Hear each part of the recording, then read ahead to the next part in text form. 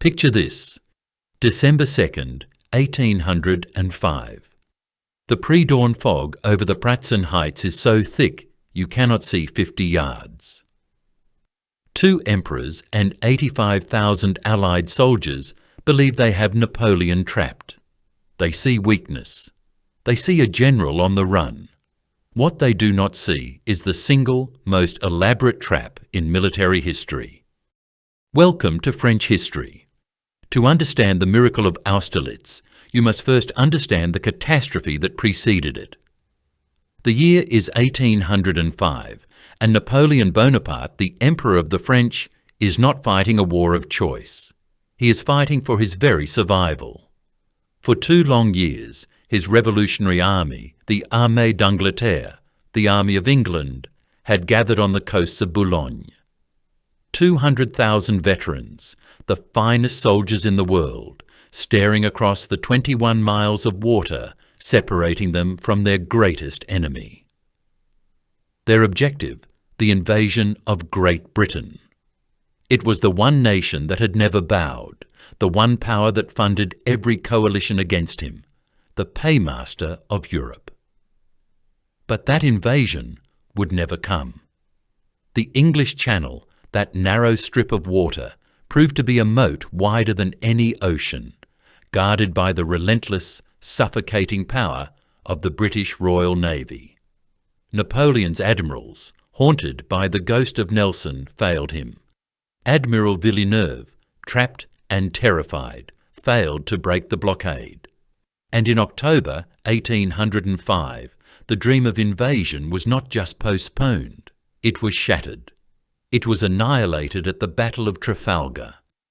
In London, the British Prime Minister, William Pitt the Younger, understood something profound about warfare. He knew he could not defeat Napoleon's land-based juggernaut with British soldiers alone. Britain's army was small, a rapier against a sledgehammer. So, Pitt unleashed Britain's true weapon: money, an avalanche of gold. While the Royal Navy strangled France from the sea, Pitt's gold would animate the continent. He forged a new alliance, the Third Coalition. This was not a minor league of German principalities. This was a union of titans, finalised in August of 1805. It included Great Britain, whose navy was now untouchable. It included Sweden. It included the Kingdom of Naples. But most terrifyingly, it included the 2 greatest land powers in Europe, the Austrian Empire and the Russian Empire. The Allied plan was simple, and it was brutal. They would crush Napoleon in a continental vice. From the east, the massive Russian army, commanded by the aging, cunning veteran Mikhail Kutuzov, began its long, slow march westward. An unstoppable glacier of men. From the south and east, the Austrian armies, led by Archduke Charles and General Karl Mack, mobilized to strike into Bavaria, Napoleon's German ally. Combined, the Allies were mobilizing a force estimated between 350,000 and 400,000 men. It was a force designed not just to win a battle, but to end the French Empire. And where was Napoleon when this trap was sprung? He was sitting in Boulogne, staring uselessly at the English coast, his back to the continent. The news reached him like a thunderclap. His invasion of England was dead. His empire was about to be invaded from all sides. His enemies believed he was finished. What happened next was perhaps the single greatest strategic pivot in modern history. Napoleon abandoned the invasion of England in an instant. He renamed his force La Grande Armée, the Grand Army. And on August 27th, 1805, he gave the order to march. The entire 200,000-man army turned its back on the sea and began to move east, into the heart of Germany. This decision seems audacious. It seems brilliant. But we must be clear, this was an act of profound desperation. Napoleon was not marching to conquer. He was marching to survive. His lines of communication were stretching hundreds of miles back to Paris. His flanks were exposed. He was marching away from his supplies and towards his enemies. He knew he could not fight everyone at once. The Austrian army under General Mack was the closest threat, already moving into Bavaria. The Russians were still weeks, perhaps months, away. The entire campaign, the fate of his crown, now rested on a single mathematical calculation. Could he destroy the Austrians before the Russians arrived to save them? It was a race against time, waged across a continent. Let's understand the forces at play. The Grande Armée was not just a collection of soldiers, it was a revolutionary weapon. These were not the conscripts of the old monarchies. These were French citizens, veterans of the Revolution, men who believed they were fighting for a new world. Led by an emperor they revered as a near deity. They were organized into his corps d'armée system, self-contained mini-armies of infantry, cavalry and artillery that could march separately but fight together. This system gave them a mobility that no other army in Europe could match. They did not rely on slow-moving supply wagons. They lived off the land, marching fast and light. They were hungry, they were tired, but they were fast. Their opponents, the Austrians and Russians, were brave. Their soldiers were tough, disciplined, and capable of enduring incredible hardship. But their armies were relics of the 18th century. They were led by aristocrats who despised the French upstarts. Their movements were slow, ponderous, tied to enormous supply trains and rigid, outdated tactical doctrines. They moved like a glacier.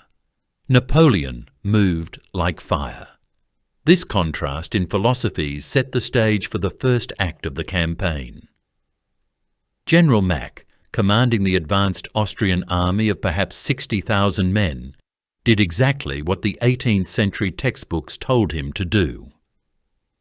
He advanced to a strong defensive position at Ulm on the Danube River. He fortified his position.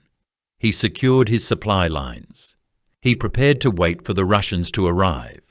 He assumed Napoleon would attack him head-on, smashing against the prepared defences. He was preparing to fight the last war. Napoleon was already fighting the next one. The British in London, the Austrians in Vienna, the Russians on the march. They all saw an emperor who had overextended himself. He was deep in their territory. Winter was approaching. His army was hungry. He was cut off from France. He was surrounded. By every conventional metric, the war was unwinnable. But Napoleon did not play by conventional metrics. He was not going to attack Ulm. He was going to make Ulm irrelevant. He was about to erase an entire enemy army from the map without fighting a single major battle. The Third Coalition had built the perfect cage. They had gathered the hunters. They had superior numbers, secure finances, and the moral certainty that they were restoring order to a continent disrupted by a revolutionary tyrant. They believed they were setting a trap for the French fox. They failed to understand that they were not hunting a fox. They were hunting a lion who had just realized he was cornered, and who was about to unleash a campaign of such speed and ferocity that it would tear the very map of Europe apart. Before he could face the Tsar, he first had to eliminate the Emperor of Austria's army. The road to Austerlitz began with the march to Ulm. The Grand Army began to move on August 27, 1805. This was not a march. It was a human avalanche, a torrent of 200,000 veterans pivoting away from the English Channel and hurling itself into the heart of Europe. The sound was not the tramp of a single army, but the thunder of seven, a blue tide flooding across the Rhine on a front hundreds of miles wide. The Allies, still rubbing their eyes and counting their British gold, assumed they had months to prepare. They were wrong. Napoleon's army moved with a speed that defied every military convention of the 18th century. They covered hundreds of miles in just a few weeks. The soldiers marched through the relentless autumn rains, their boots disintegrating on the flooded German roads, their greatcoats soaked, but they kept moving. They marched 20, sometimes 30 miles a day, an impossible pace. They lived off the land, a polite term for organised foraging that often felt like theft to the German principalities they crossed. But it freed them from the ponderous, slow-moving supply wagons that tethered their enemies to the past. The Emperor's objective was singular. It was absolute. He had to find and destroy the advanced Austrian army, commanded by General Karl Mack von Leiberich, before the slow-moving Russian glacier under Kutuzov could arrive to save him. General Mack was waiting. He was a creature of the old school, a general who believed in strong positions, short supply lines, and predictable warfare. He had a reputation for methodical planning, but he was, in essence, an administrator, not a fighter. He advanced into Bavaria and took up what he believed was an impregnable position at the fortress of Ulm on the Danube River. It was the pivot of southern Germany, a strategic crossroads. He looked west, toward the passes of the Black Forest. This was the traditional gateway into Germany. This was the obvious route for a French army. It was the only route a sane general would take. He fortified the passes. He concentrated his scouts there. He waited for the frontal assault that his textbooks promised. Mack was staring intently at a door that Napoleon had no intention of using. The Emperor was already inside the house. This entire campaign was a masterpiece of deception, powered by Napoleon's single greatest innovation, the corps d'armée system. His army was not one single, massive, slow-moving beast, tied to a single road and a single supply depot, which was how his enemies still operated. It was 7 self-contained mini-armies, 7 corps, each commanded by one of his legendary marshals, men like Lannes, Soult, Ney, and Davout. Each corps possessed its own infantry, its own cavalry, its own artillery, its own staff. They were strong enough to fight on their own for at least a day, to hold an enemy in place. And they were light enough to move independently, like the fingers of a hand. While Mack's scouts looked for one army, they found 7 seemingly scattered columns, a chaotic swarm that seemed to be heading north of him, far north. Mack saw confusion. He saw disorganization. Napoleon intended for him to see confusion. This was the genius of the plan. While Mack kept his 60,000 men staring west at the Black Forest, Napoleon's 7 corps crossed the Rhine far to the north. Then came the gamble. To save precious days, to make the envelopment complete, Napoleon marched his columns directly through the neutral territory of Prussian Ansbach. It was a flagrant violation of international law, a political risk so enormous it could have brought Prussia into the war against him. But Napoleon was betting his empire on his army's legs. He valued speed over diplomacy. The corps wheeled south in a vast, perfectly coordinated arc.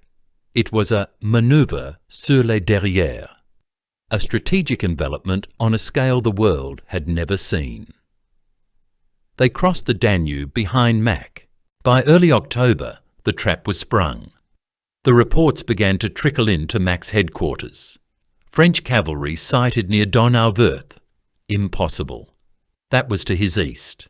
Then French infantry at Wertingen. The trickle became a flood. On October 7th, Soult's corps was across the Danube. By October 8th, the entire French army was now between him and Vienna. His line of retreat was gone. His supply lines were cut. His Russian allies were still hundreds of miles away. General Mack was not just outflanked, he was surrounded. He was trapped inside his own impregnable fortress by an army that had, as if by magic, appeared in his rear. The shock must have been paralyzing. He tried to break out. He was not entirely passive. He launched a series of desperate, confused attacks, trying to find a gap in the closing net. But wherever he struck, a French corps was there to meet him. There were brutal, chaotic battles at Wertingen, at Haslach. The Austrians still held one vital escape route, the bridge, at Elchingen. If they could hold it, they might break out. Napoleon gave the order to take it. He gave it to Marshal Ney, the bravest of the brave. Ney's men charged into a storm of canister shot from Austrian batteries. They charged into the mouths of the guns, across the wooden bridge, and in a furious bayonet charge, they seized the position. With that final crossing secured, the French fist had closed. Napoleon, whose main army had barely fired a shot, had captured an entire enemy force simply by walking around it. He did not need to launch a bloody siege. He did not need to waste thousands of lives in a frontal assault. He just had to wait. On October 20th, 1805, the gates of Ulm opened. General Mack, pale and humiliated, surrendered his sword. Over the next few hours, a river of defeated Austrian soldiers marched out, laying down their arms. 27,000 men, 18 generals, 60 cannons, and 40 standards were surrendered on that day alone. The total losses for the entire operation, including those captured in the skirmishes leading up to it, cost the Austrian Empire somewhere between 50,000 and 60,000 of its best troops.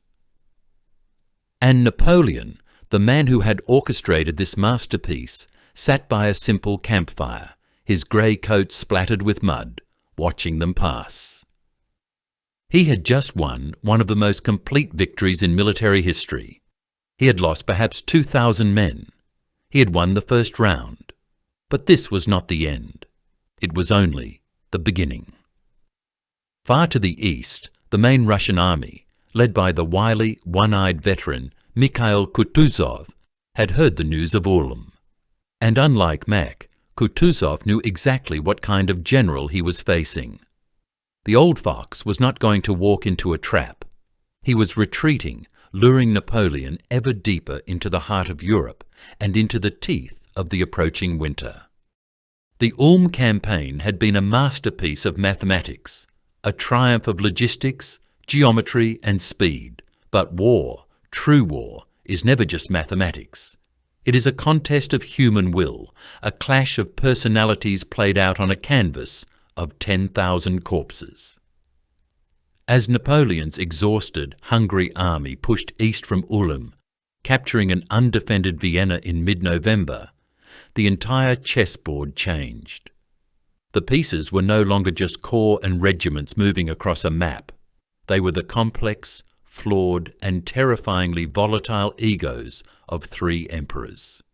The fate of Europe would not be decided by maps. It would be decided by the personalities of these three men, now converging on a frozen patch of ground in Moravia, near a small, insignificant town called Austerlitz. First, there was the Emperor of the French, Napoleon Bonaparte. In 1805, he was 36 years old, and at the absolute zenith of his intellectual and military powers. He was a force of nature, a man who believed he was shaping the world through the sheer force of his will.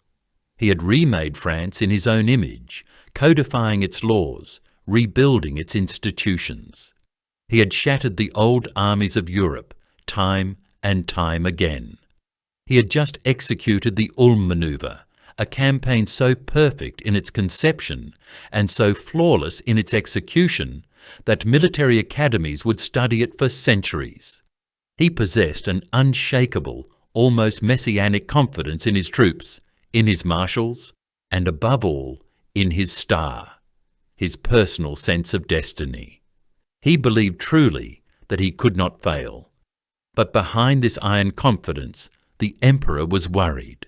He was a realist. He was deep, very deep, in enemy territory. Winter was closing in, and the Moravian winds were brutal. His Grande Armée was hundreds of miles from Paris, their supply lines stretched to the breaking point. His soldiers were not supermen. They were exhausted, their uniforms in rags, their boots falling apart, and they were hungry. The victory at Ulm had eliminated one Austrian army, but the main Russian force was still intact, and it had now linked up with the remnants of the Austrians. Worse, Prussia, watching from the north, was threatening to join the coalition, a move that would add another 150,000 men to his enemies. Napoleon did not just need a victory, he needed a masterpiece. He needed a single, rapid, annihilating blow, a coup de tonnerre, a thunderclap that would shatter the coalition's will to fight and force them to the peace table. Another indecisive battle, another long winter campaign. That would mean ruin. His empire, built so quickly, would collapse just as fast.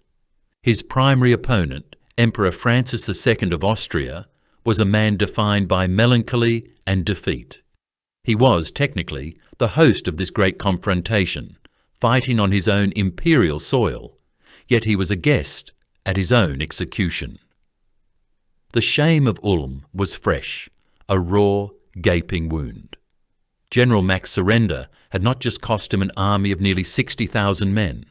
It had cost him his confidence, his authority, his very will to resist. Francis was a Habsburg, the inheritor of a 1,000-year-old dynasty, the Holy Roman Emperor. He was proud, he was formal, he was meticulous, but he was also a plodding, bureaucratic ruler facing a revolutionary genius who defied all rules. He was an administrator in an age of warriors. He looked at the smoking ruins of his military prestige, at the French flags flying over his own capital of Vienna, and he placed his hope not in his own generals, but in his new, powerful ally from the north. He trusted in the sheer, brutal weight of Russia, in the divine right of his fellow monarch, the Tsar. And then there was the Tsar, Alexander I of Russia. He was the wild card. He was the accelerant.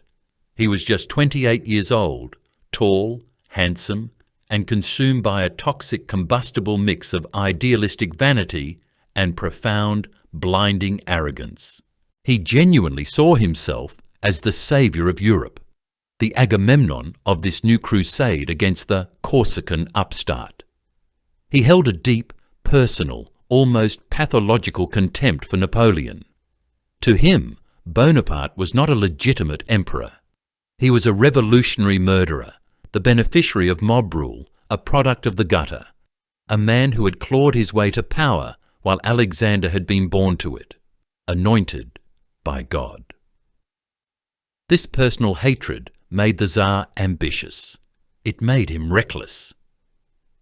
He had arrived in the Allied camp at Olmütz and immediately taken de facto command, overruling his own experienced generals. He was surrounded by other young, arrogant aristocrats, men like Prince Peter Dolgorukov, who saw war as a glorious game, a shortcut to fame. They assured him that Napoleon was weak, that his army was exhausted, that the French were on the verge of collapse, and that one glorious textbook charge by the Russian Imperial Guard would be enough to sweep the French rabble from the field.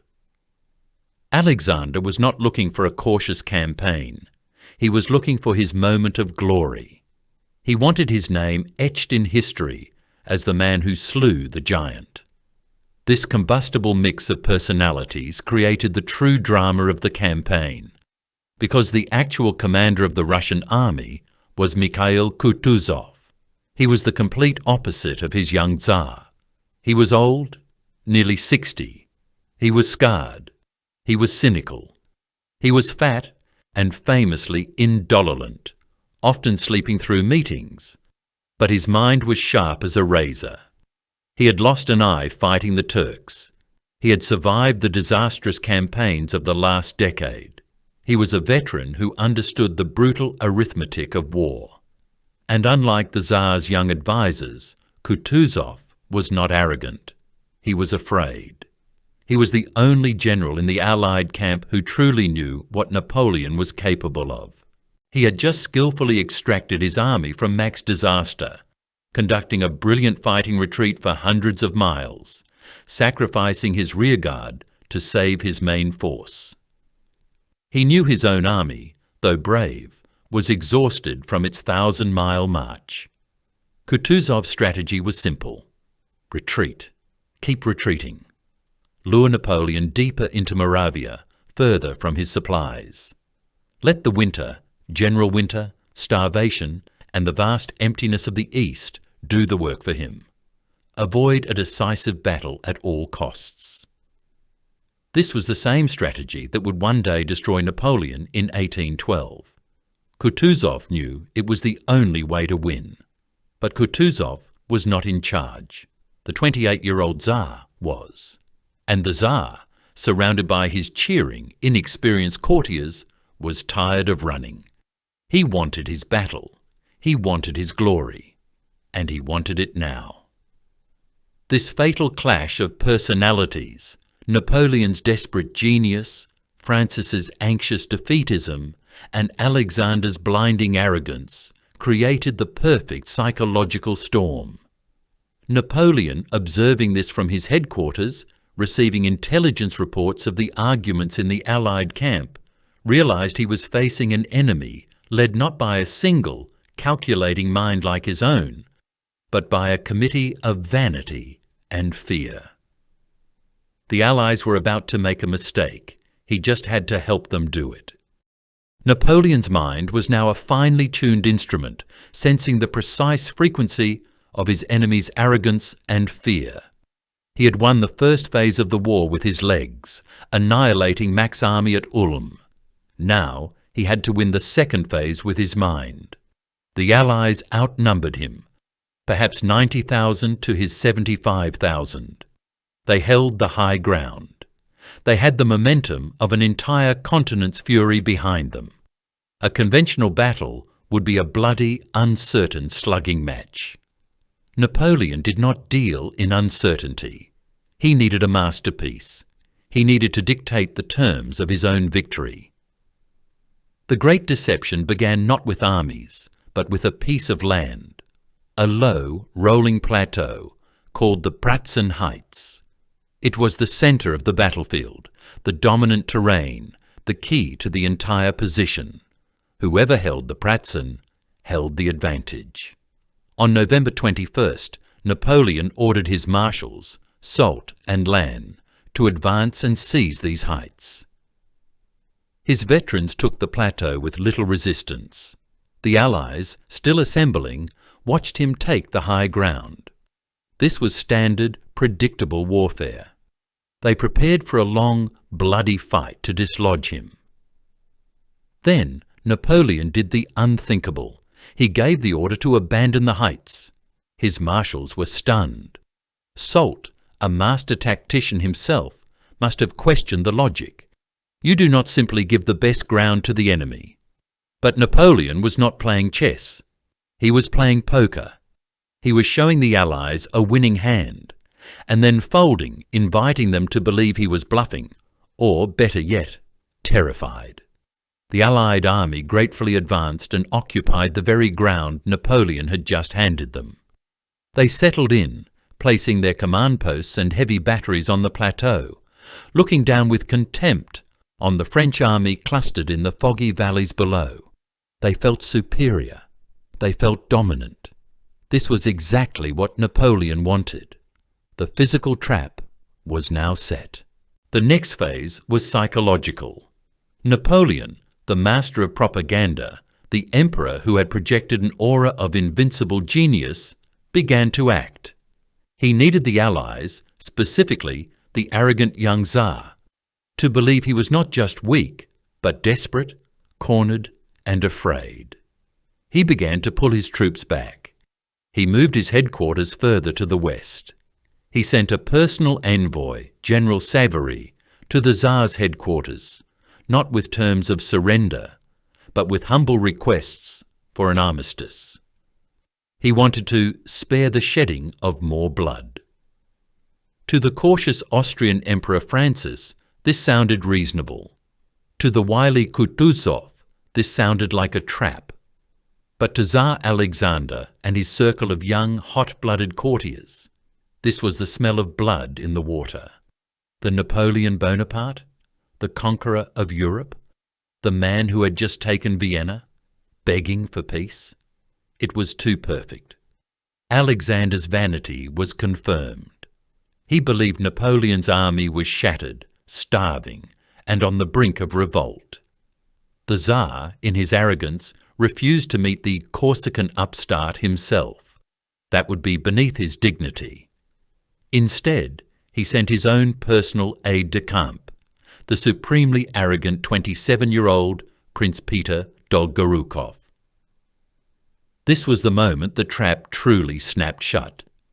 Dolgorukov arrived at the French forward post on November the 30th and was brought before Napoleon. The Emperor, usually so commanding, so full of electric energy, played the role of a lifetime. He appeared subdued, worried, concerned.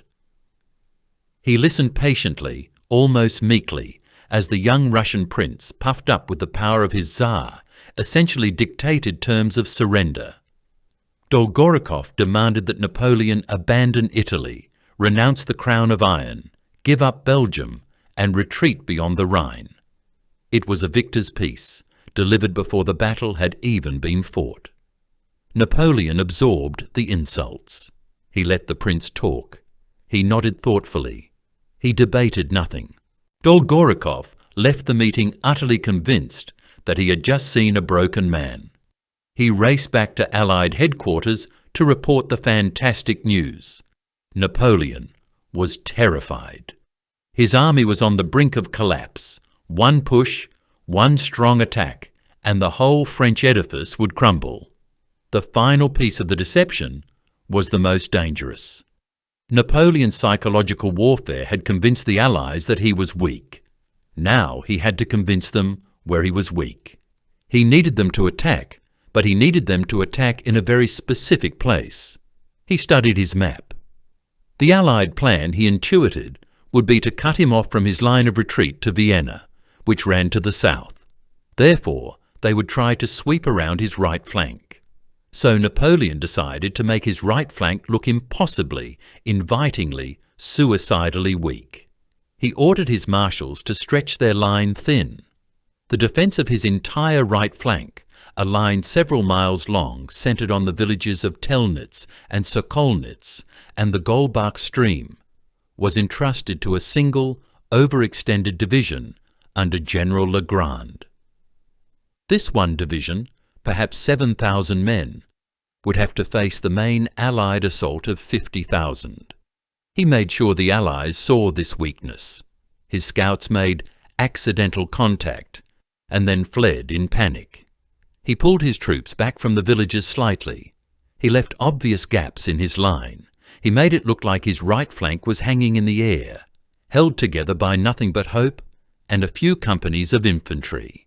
It was the most beautiful bait ever laid. A massive, clumsy Allied army, led by an arrogant Tsar and his inexperienced courtiers, now believed they faced a terrified emperor, whose army was weak and whose right flank was wide open. The trap was complete. All they had to do was walk into it. But Napoleon was holding one card back, one secret that no Allied spy had uncovered. Far to the south, near Vienna, one of his finest marshals, Louis-Nicolas Davout, and the battle-hardened Third Corps were waiting. They were resting, resupplying, and they were waiting for the order. The order came. Davout was to march his 10,000 men over 100 miles in less than 48 hours, to arrive at Telnitz at the precise moment the main Allied attack began. It was an impossible march in freezing weather over frozen roads. But Davout was the Iron Marshal. His men would not fail. The weak right flank was not weak at all. It was an anvil, and Davout was the hidden hammer, ready to fall. The Allied headquarters at the village of Krennowitz, late on December 1st, 1805, was not a council of war. It was a celebration of victory, held before the battle had even been fought. The air was thick with aristocratic confidence, a heady mix of Russian imperial pride and Austrian Habsburg formality. The architect of this phantom triumph was the Austrian Chief of Staff, Franz von Weyrother. He was a man of meticulous detail, a believer in timetables, complex manoeuvres, and the absolute supremacy of a well-drawn map. He believed war was a science, a set of equations that, if followed precisely, guaranteed victory. He was, in essence, a staff officer's staff officer, and he was about to present his masterpiece. He unrolled his vast, immaculate maps before the assembled emperors and their generals. The plan, he explained, was not just good, it was perfect. The French army, cowering in the valley below, was clearly in retreat. Their right flank, near the villages of Telnitz and Sokolnitz, was stretched impossibly thin, almost begging to be attacked. This, Weyrother declared, was the decisive point. The main Allied assault, a massive force of perhaps 50,000 men, divided into 5 separate columns, would crash into this weak flank. They would sweep aside the few French divisions there, roll up Napoleon's entire line, and most importantly, seize the road to Vienna. This single, glorious, complex stroke would sever the French army from its only line of retreat. Napoleon would be trapped, his army shattered, his empire finished. It was textbook. It was beautiful. And it was exactly, precisely, down to the last battalion, what Napoleon Bonaparte had prayed they would do. As Weyrother spoke for an hour, detailing the precise, convoluted movements of each of the 5 attacking columns, who should march at what time, which village to take by 7:15, which battalion should support which regiment, the old Russian general, Mikhail Kutuzov, sat slumped at the table. He was the only one in the room who had actually fought Napoleon and survived. He was the only one who smelled the trap. The young Tsar was asking his exhausted Russian troops, men who had just marched 1,000 miles from their homeland, to perform complex maneuvers in the pre-dawn darkness, on unfamiliar, frozen ground, against the fastest and most dangerous army in the world. Kutuzov knew this plan was not just flawed, it was tactical suicide. He argued for caution. He argued for retreat. Let General Winter do the work. Let the French starve. Let them extend their supply lines until they snapped. But the Tsar was not listening. The legend, perhaps propaganda, perhaps truth, says that as Weyrother droned on about his flawless plan, the one-eyed veteran, exhausted and ignored by his young master, simply fell asleep. He knew his arrogant, glory-seeking Tsar was leading them all to disaster. The plan was approved. The orders were issued. The massive Allied army prepared to march south, to abandon the high ground of the Pratzen Heights, and to walk straight into the jaws of the lion. Miles away, in his own humble headquarters at Bellowitz, Napoleon was not sleeping. He was working. He gathered his marshals, Soult, Lannes, Murat, Bernadotte, and the exhausted but triumphant Davout, who was reporting that his lead elements were arriving. There was no arrogance here, only cold, focused energy. He too unrolled his maps, but he was not guessing. He knew exactly what the Allies would do, as if he had written their orders himself. His proclamation to the army, read aloud by the light of campfires to every regiment, was a masterpiece of psychological warfare and tactical clarity.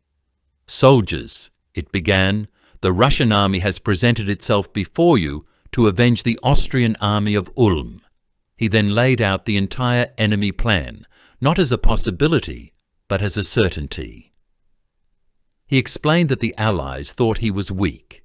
He told them the Allies would make the fatal mistake of trying to turn his right flank. He told them, "While they march to turn my right, they will present me their flank."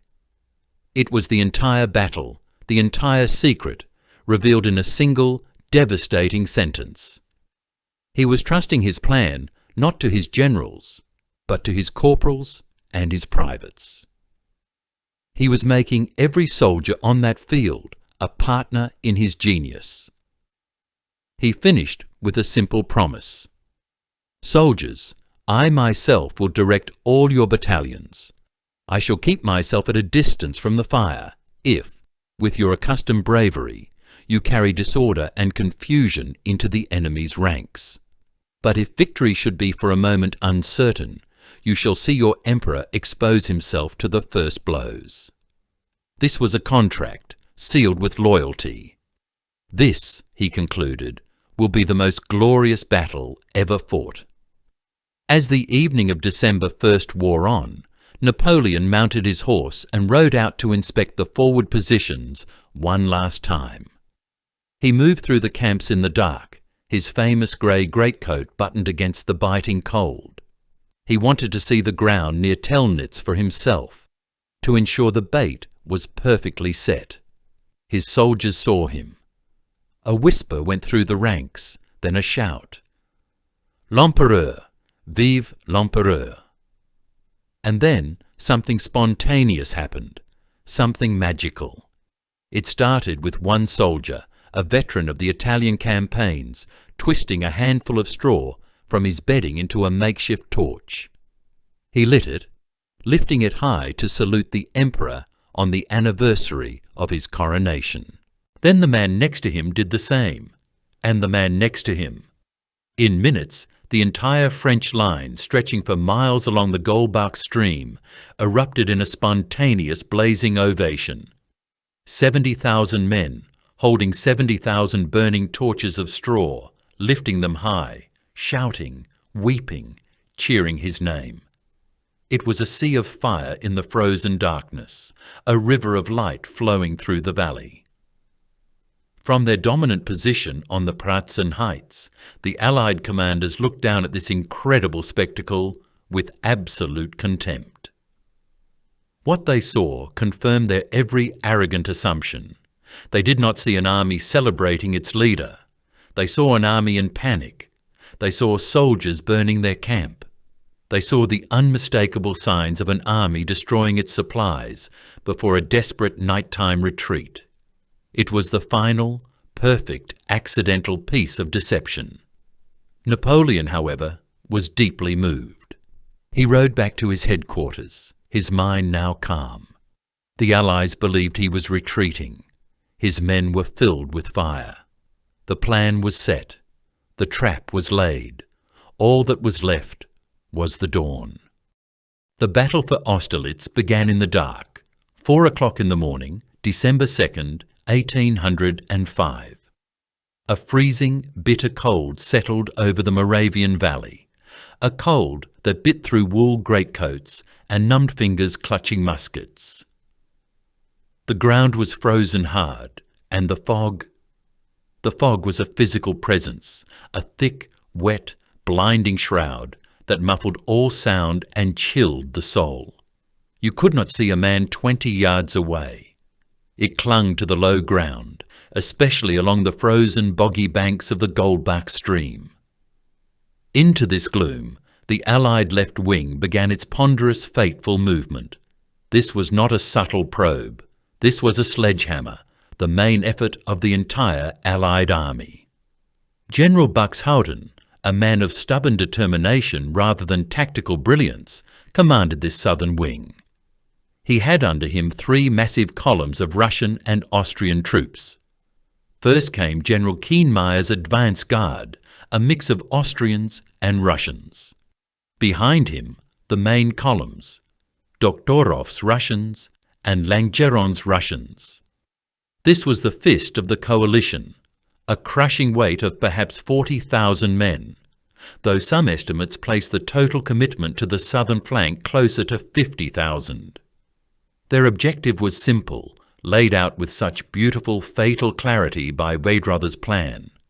Advance south, destroy the fragile French right flank, and seize the Vienna road. They were attacking what they knew was the weakest point in Napoleon's line. They had seen it themselves. They had seen the French pull back.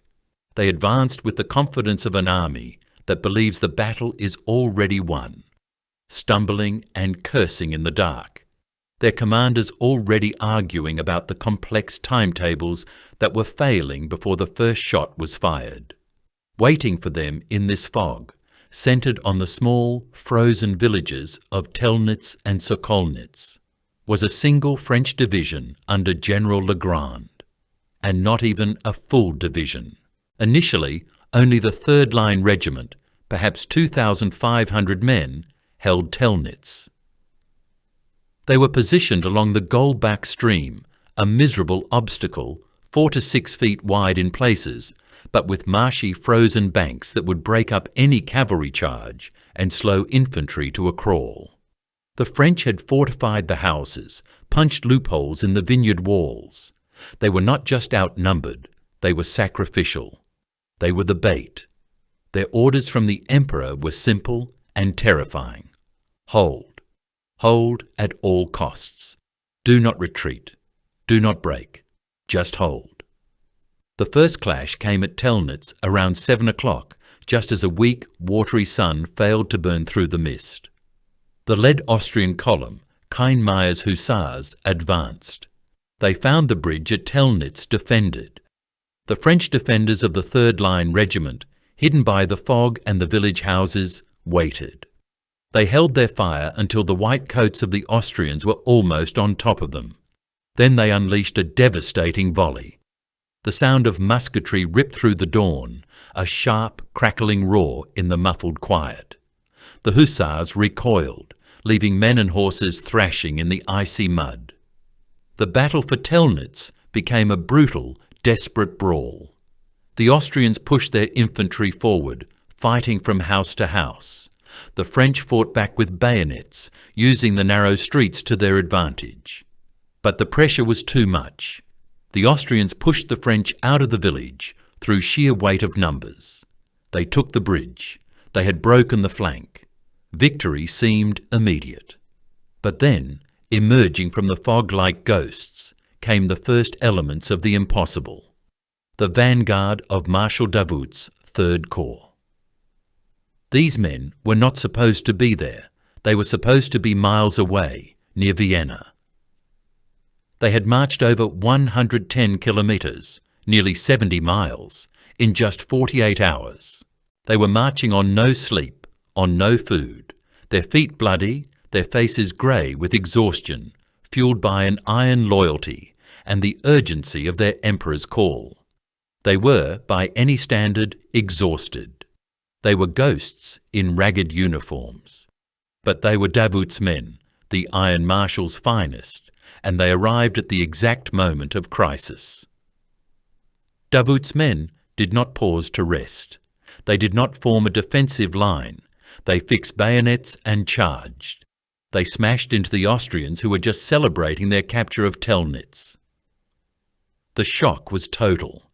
The Austrians, expecting a collapsing enemy, instead met a wave of fresh, furious French veterans. Telnitz was retaken.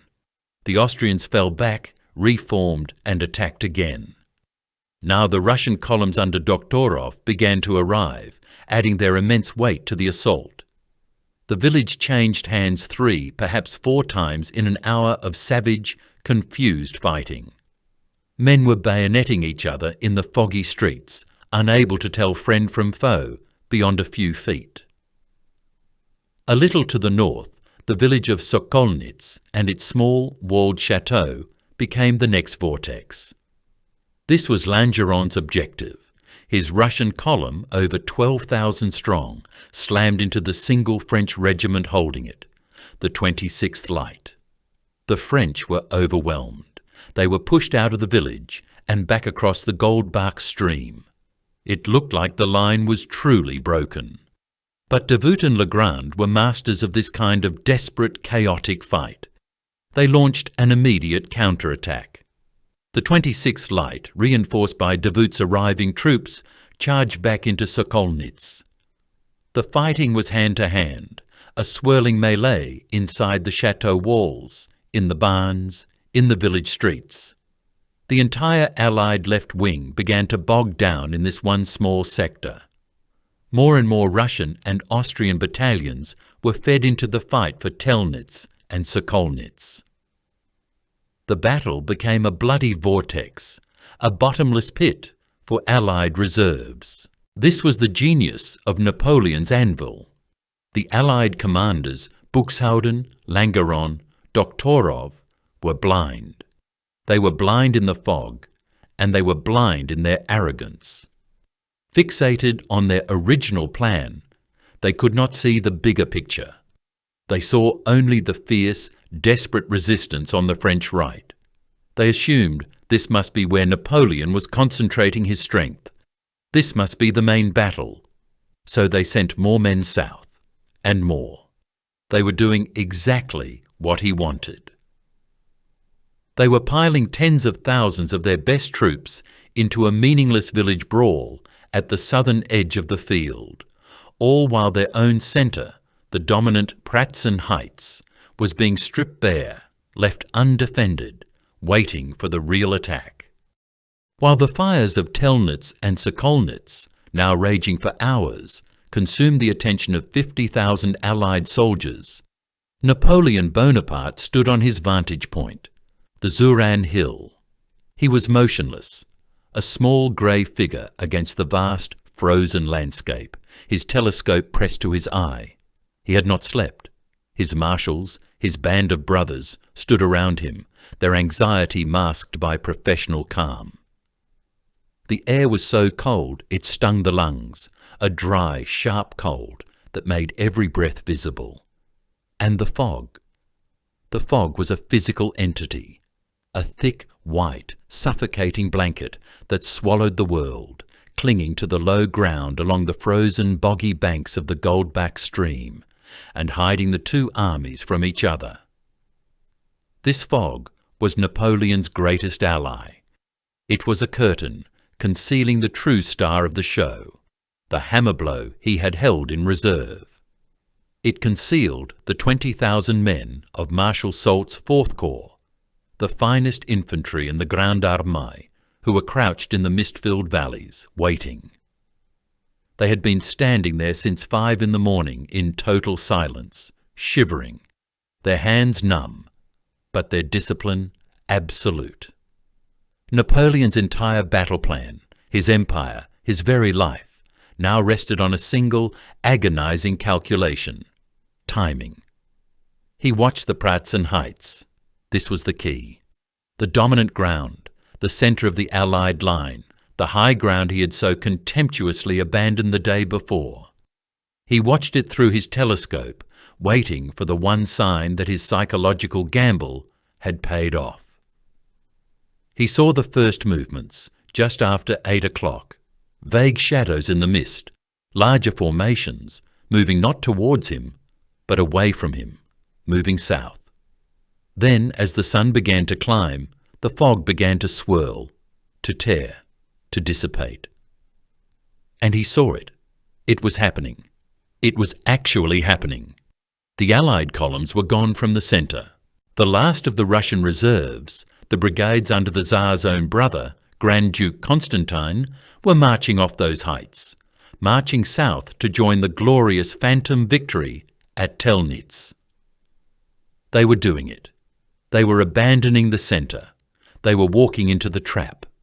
The Pratzen Heights, the key to the entire battlefield, were now almost completely bare, held only by a few scattered battalions of the Austro-Russian 4th Column under Generals Miloradovich and Kolorat, and the headquarters staff of the two emperors themselves.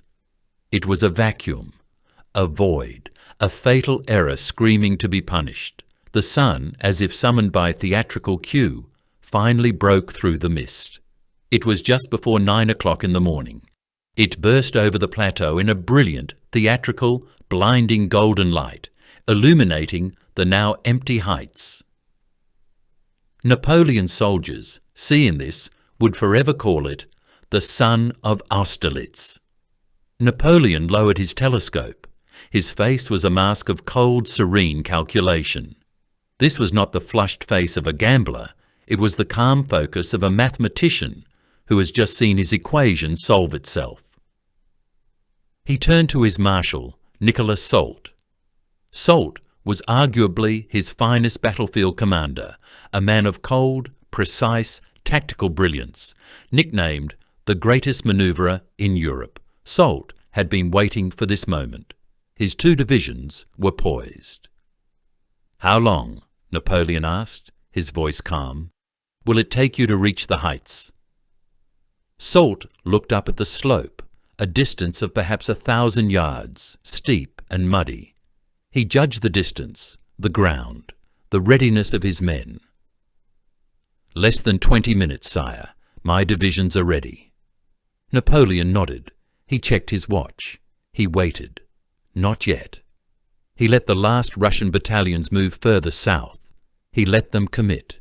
He let their mistake become irreversible. He gave them time to seal their own fate. "Then," the Emperor said, raising his hand, "we will wait another quarter of an hour. When the enemy is making a false move, we must take good care not to interrupt him." Those 15 minutes must have felt like an eternity, an agonizing, perfect pause as the fate of Europe hung in the balance, a silence filled only by the distant, muffled, continuous roar of the battle for Sokolnitz, miles away. Finally, at 9 o'clock, the moment was perfect. Napoleon gave the signal. The orders flew. "One sharp blow," he declared, "and the war is over," and the valley exploded. This was not a cautious advance. It was an eruption. The drummers of Soult's 4th Corps all along the line began to beat the pas de charge, the rapid, thunderous, aggressive rhythm of the French assault, a sound that meant no retreat, no pause, only victory or death. The sound rolled across the valley, a physical force, and from the concealing fog, Soult's 2 massive divisions emerged into the sunlight, a solid wall of blue and steel. On the left, General Van Damme's division. On the right, General St. Hilaire's. They were not in loose skirmish order. They advanced in battalion columns, the formation of the hammer blow, designed for shock, for momentum, for breaking a line. 20,000 men surged up the slopes of the Pratzen Heights. They advanced in complete silence, save for the drums and the thunder of their own boots. No shouting, no firing. Just the grim, mechanical, relentless advance of veterans who knew exactly what they were doing. Their bayonets fixed, their eyes locked on the crest. The Allied commanders on the heights, Kutuzov and Tsar Alexander himself, looked on in absolute, paralyzed horror. The fog parted, and where they had seen an empty valley, there was now a sea of blue coats and the glitter of 20,000 bayonets, an entire French army charging uphill directly at their undefended headquarters. The shock was total. It was as if the earth itself had opened up and disgorged an army. Kutuzov, the old fox, knew instantly that the battle, the campaign, and perhaps the empire was lost. "What is this?" he was heard to mutter as he tried desperately to organize a defense. But there was nothing to defend with. The men who were supposed to be holding the center were gone, miles away, fighting in the mud at Sokolnitz.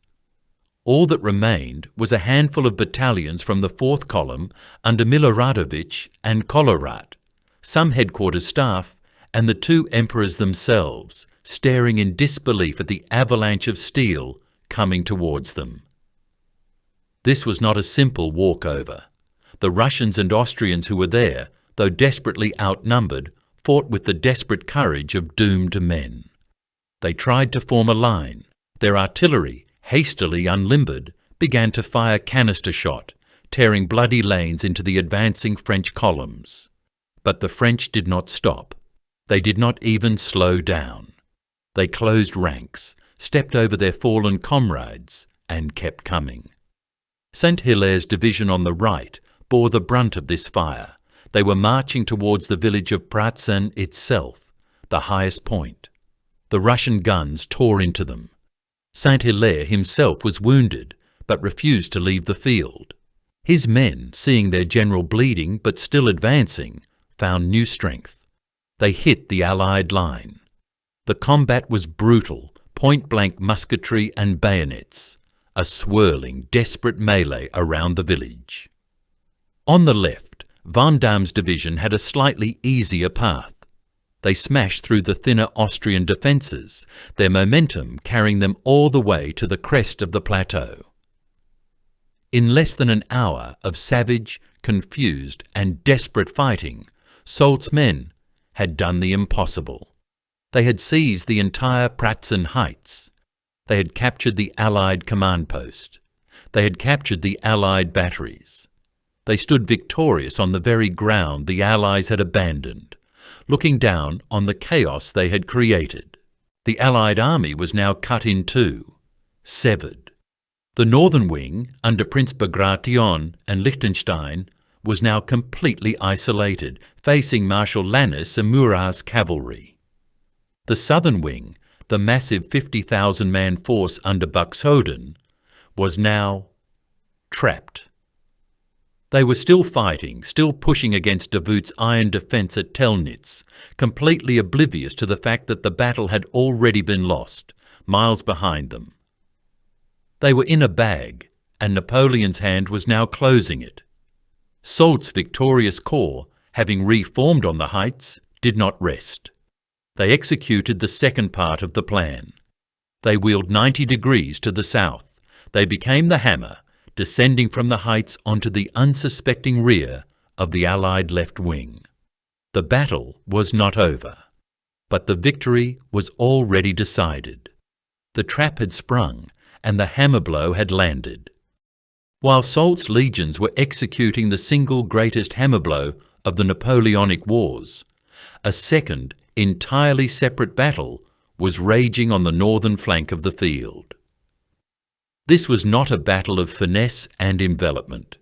It was a brutal, head-on slugging match between the lions of the respective armies, a battle of marshals, where the elite of both empires would tear each other to pieces. On the French side stood Marshal Jean Lannes, commanding the 5th Corps. Lannes was perhaps the purest, most instinctive fighter of all the marshals, a man of raw, explosive courage and natural tactical instinct. He was Napoleon's oldest friend, the only man who still dared to use the informal tu with the emperor. Beside him was the most flamboyant, arguably the greatest cavalry commander of the age, Marshal Joachim Murat, the emperor's brother-in-law, a man who famously went into battle dressed in what looked more like a costume for an opera than a general's uniform, green velvet, gold braid, and a towering white-plumed hat. Together, they commanded the northern anchor of Napoleon's line. They faced the right wing of the Allied army, and this was no disorganized rabble. It was commanded by Prince Peter Bagration, a Georgian prince in Russian service, a general who was tough, respected, and stubborn as granite. He commanded some of the finest, most disciplined infantry in the Russian army.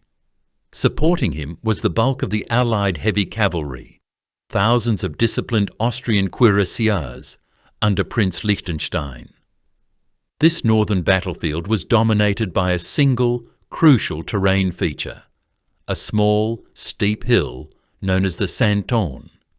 Napoleon, with his unerring eye for ground, had recognized its importance days earlier.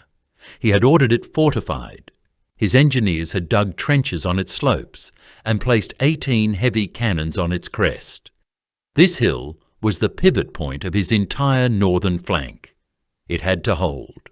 Lannes's infantry was deployed in a strong line anchored by this hill fortress, while Murat's 28 squadrons of dragoons and cuirassiers massed behind them, hidden from view, waiting, a coiled spring of steel.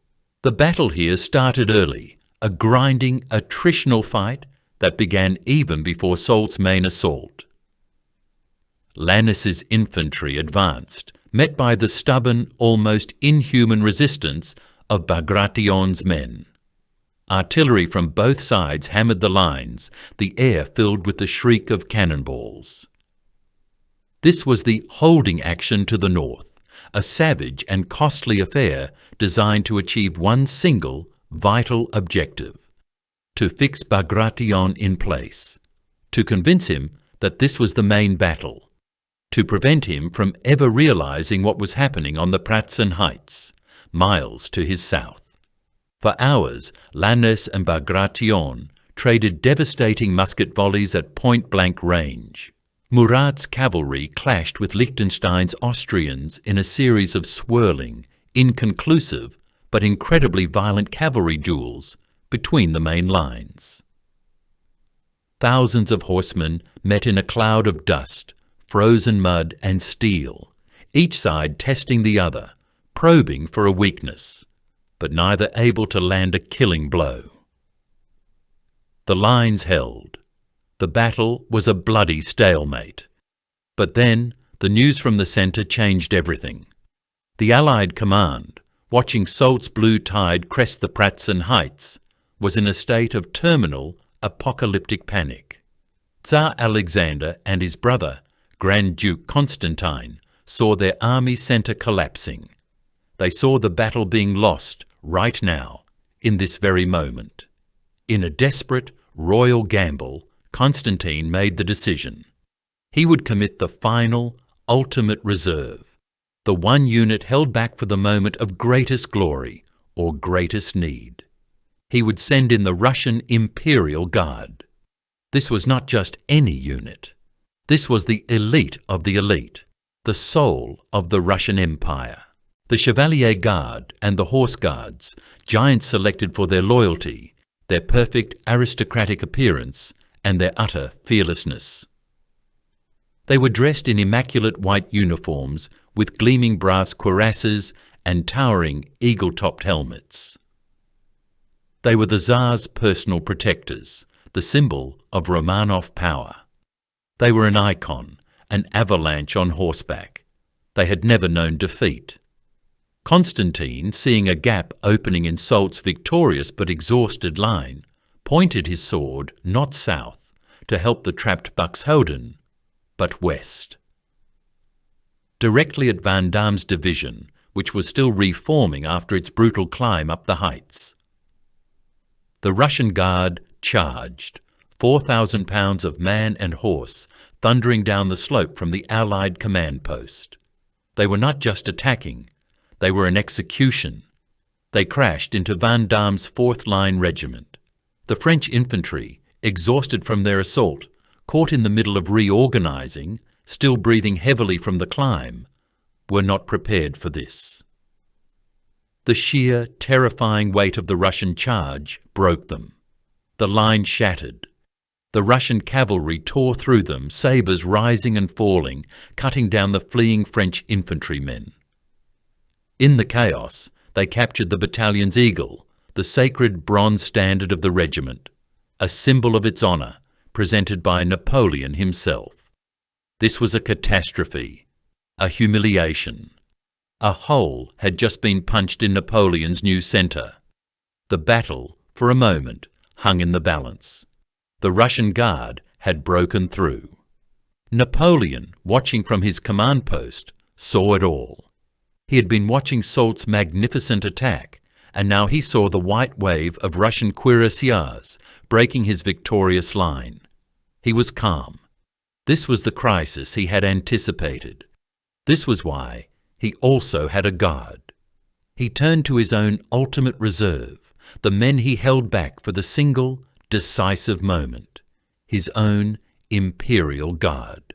He called for Marshal Bessières, commander of the Imperial Guard cavalry, a man famously loyal and famously cool-headed. He gave the order to his immortals, the chasseurs à cheval of the Guard, Napoleon's personal favourites, the men he called his children. and the grenadiers à cheval, the gods, massive, mustachioed veterans in towering bearskin hats. And with them a squadron of his personal bodyguards, the Mamelukes of the Guard, exotic, fierce fighters brought back from Egypt, dressed in oriental silks, armed with curved scimitars. The man chosen to lead the immediate counterstrike was General Rapp, one of Napoleon's most trusted and most wounded aides-de-camp. Rapp was pure fire, a man who lived for the charge. He placed himself at the front of the chasseurs and the Mamelukes. "Soldiers," he shouted, "you see the disorder of the enemy. Avenge our comrades." He led them forward at a trot, then a canter, then a full, terrifying gallop. This was the true battle of the marshals, the clash of the guards.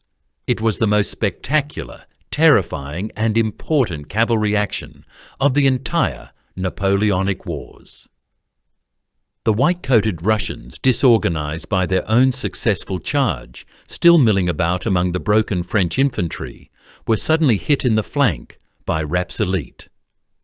The crash was audible for miles, a sickening metallic sound of two irresistible forces meeting. It was a dense, swirling mass of thousands of horsemen hacking at each other at point-blank range. Sabres on steel cuirasses sparked. Pistols fired into men's faces. The Mamelukes, with their chilling eastern cries, terrified the Russians, ducking under their guard, hacking at bridles, horses and necks. General Rapp, covered in blood, was a whirlwind of steel. He fought his way towards the Russian Guard, seeking their commander, Prince Repnin. The grenadiers à cheval, the heavy hitters, the gods themselves, crashed in as the second wave, their sheer weight adding to the French momentum. The Russians, attacked from two sides by the best cavalry in the world, finally, agonizingly, faltered. They had fought with incredible, suicidal bravery, but they were unsupported and outnumbered in this specific melee. They broke. They turned. They fled back up the slope, a torrent of white and gold, streaming past their own horrified Tsar, past their shattered artillery, leaving their captured French eagle behind. Rapp, covered in blood, his own and the enemy's, captured Prince Reponin, a commander of the Chevalier Guard, and presented him to Napoleon minutes later. The sight of his elite, invincible guard streaming past him in defeat broke something in Tsar Alexander. This was not the glory he had envisioned. This was a personal, public nightmare. His will to fight was shattered. With the centre lost and the Imperial Guard broken, Prince Bagration's position on the far north became hopeless. Lannes and Murat, seeing the victory in the centre, now launched their own all-out assault. Bagration, the stubborn Georgian, seeing the catastrophe to his south, knew he was beaten. He conducted a skillful, bitter, fighting retreat. He saved his corps from annihilation, but he was beaten. The entire Allied right wing was now in full retreat. The northern flank was secure. The centre was victorious. The Allied right was fleeing. All that remained was the left wing, the 50,000 men still trapped in the south, still fighting a battle that had been lost hours ago, miles away. Now the true horror of Napoleon's plan, the terrible, beautiful, perfect geometry of his trap, was revealed. The Allied left wing, the massive force of perhaps 50,000 men under General Buxhowden, was still engaged in a bloody, pointless struggle for the southern villages. They had spent all morning fighting Marshal Davout's exhausted Third Corps, believing they were the ones winning, believing they were the main attack. In the fog and smoke around Sokolnitz, Russian generals were committing more and more battalions, pushing Davout's iron-willed men back through the burning streets, capturing the chateau, losing it, then capturing it again. Buxhowden, hearing the ferocious resistance, was convinced he was breaking the French army. He was certain that Napoleon's flank was collapsing. He was, in fact, doing exactly what Napoleon had paid for with that thin, sacrificial line of men. He was committing his entire force, his reserves, his artillery, everything, to a meaningless fight in a geographical box. They were completely, catastrophically blind to the disaster that had just unfolded miles to their north. They had no idea that their centre had vanished. They had no idea that the Pratzen Heights, the dominant high ground to their rear, was now swarming with 20,000 victorious French infantry. The trap, so meticulously set, now snapped shut with devastating, mechanical finality. Marshal Soult, having reformed his divisions on the heights, his men breathing heavily from the climb and the brutal fight against the Russian Guard, did not rest. He executed the second phase of his orders. He wheeled his entire 20,000-man corps 90 degrees to the south. His divisions, the brigades of Saint-Hilaire and Vendôme, formed into new assault columns. They became a blue avalanche poised on the lip of the plateau, looking down on the unsuspecting rear of the Allied left wing. At the same time, Marshal Davout, his grim duty on the right flank now complete, heard the roar of Soult's victory from the heights behind his enemy. His exhausted men, who had marched 70 miles in 2 days and fought for 4 hours against overwhelming odds, found a new, terrible strength. Davout gave the order for a general counterattack. The anvil, which had absorbed the enemy's heaviest blows, now struck back. The French pushed out of Telnitz and Sokolnitz with a fury the Allies could not comprehend. The Allied army was no longer an army. It was a pocket. It was a tomb. The tens of thousands of Russian and Austrian soldiers who moments before had thought themselves victorious were suddenly, horrifically, trapped. They were caught between the anvil of Davout's corps, smashing into their front from the west, and the hammer of Soult's corps descending from the east. Panic erupted. It was not a gradual realization. It was an instant of collective, primal terror.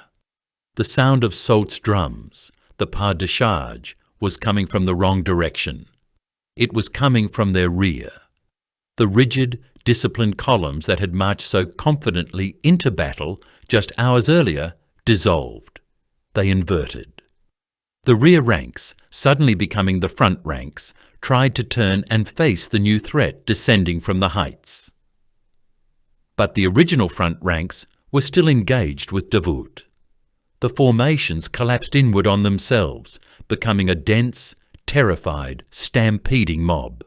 There was no command. There was no control. There was only raw, primal fear. Generals shouted orders that no one heard. Officers tried to form lines to create squares, but they were trampled by their own fleeing men. Regiments dissolved into a chaotic mass of individuals, all pushing, scrambling, desperate to find a way out. This was the moment Marshal Murat, the Emperor's brother-in-law, had been waiting for. His heavy cavalry, the elite cuirassiers and dragoons, had been held in reserve near the centre. Now Napoleon unleashed them. They charged down from the heights, thousands of horsemen, their breastplates shining in the winter sun, plunging into the flanks of the disorganized, terrified mob. This was not a cavalry charge against formed infantry. It was a massacre. The sabres rose and fell, cutting down men who were too panicked to even raise their muskets.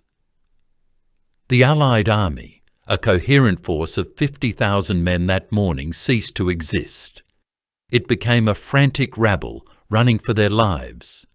The only possible escape route for the shattered, fleeing columns was south, across a narrow strip of land, a causeway that ran between 2 large, frozen ponds, the Sachan and the Manitz. This narrow land bridge, perhaps a few hundred yards wide, became a bottleneck of death. Thousands of men, horses and heavy artillery wagon pushed and scrambled to get across, a single, terrified mass, all while French artillery, now positioned on the heights above them, began to find the range.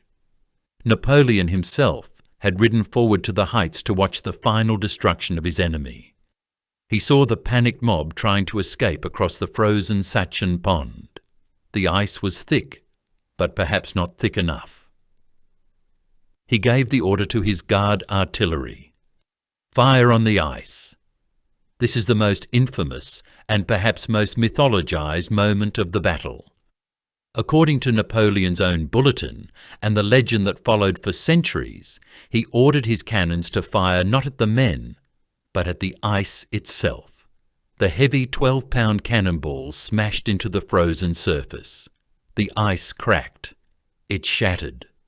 The legend describes a scene of terrible sublimity, of the ice giving way like glass, swallowing thousands of Russian soldiers, their screams muffled by the frigid dark water, their bodies, their cannons, their flags, all dragged to the bottom.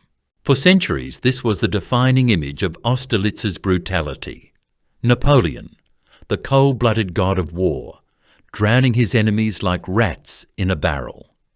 The historical truth, as it so often is more complex and perhaps less dramatic, though no less horrible. Modern archaeological excavations of the ponds, conducted in the 20th and 21st centuries, have found relatively few human remains. What they have found are numerous cannons, artillery caissons, and the skeletons of dozens of horses. It seems more likely that while some men certainly drowned, the ice primarily broke under the concentrated weight of the heavy artillery and wagons trying to escape across it. Napoleon's bulletin, written for propaganda purposes, almost certainly exaggerated the numbers, turning a localized disaster into an apocalyptic judgment. The real horror was likely different. Thousands of terrified men did flee across the ice. Many made it to the other side, only to find themselves trapped on a narrow spit of land, soaked in freezing water, their muskets useless, as French cavalry and infantry closed in on the far bank. They died not from drowning, but from hypothermia, from canister shot, from a bayonet in the ribs. The ice was not a grave for thousands, but a fatal obstacle that ensured the escape route was a killing field. Whether drowned by ice or cut down by canister, the Allied left wing ceased to exist. Thousands were killed, thousands more trapped against the ponds, soaked and frozen, with no officers and no hope, simply threw down their weapons and surrendered. General Buxhowden, the man who had commanded this doomed force, who had so confidently ignored Kutuzov's warnings, barely escaped with his life, abandoning his men to their fate. The battle, which had begun at 7 in the morning with a confused brawl in the fog, was over by 4 in the afternoon. It was a complete, total, and unambiguous victory. The Allied army, 85,000 strong that morning, was shattered, fleeing in every direction, leaving a trail of dead, dying, and captured men across the frozen fields of Moravia.